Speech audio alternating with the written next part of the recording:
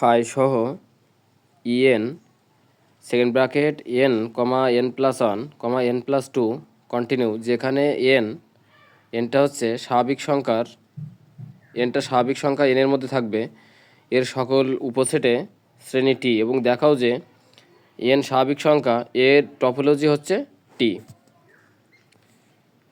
তাহলে এখানে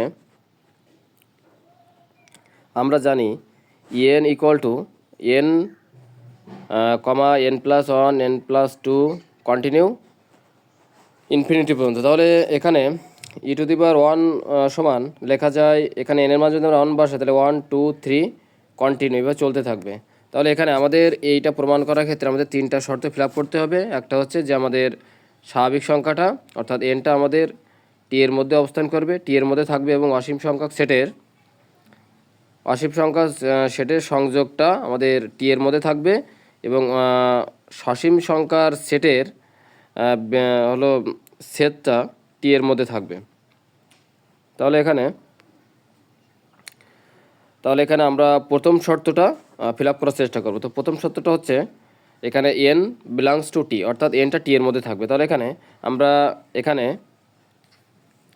E1 এবং E2 এবং E3 পর্যায়ক্রমিকভাবে আমরা মান বের করলাম। বের করার পরে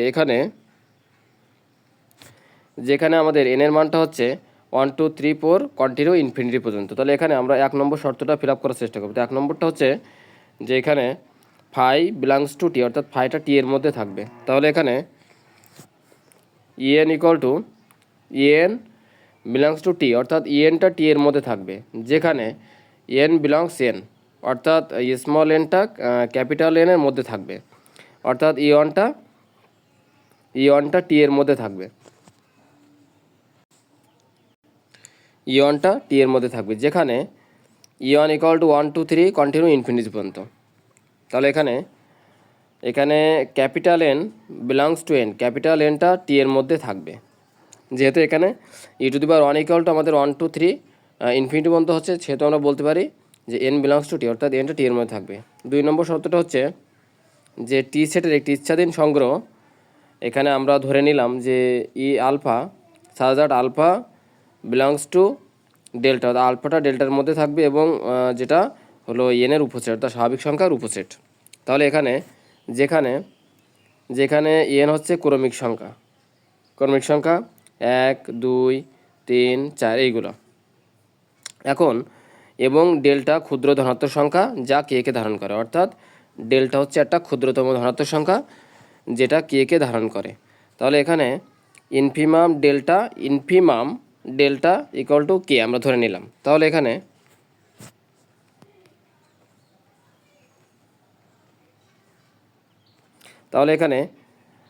এখানে union E alpha such that alpha belongs to delta, alpha ডেল্টার মধ্যে থাকবে, যেটা এনের উপসেট, এবং যেটাকে হলো কে কে ধারণ করবে, যেটা টি এর উপসেট, যেটা টি এর মধ্যে অবস্থান করবে।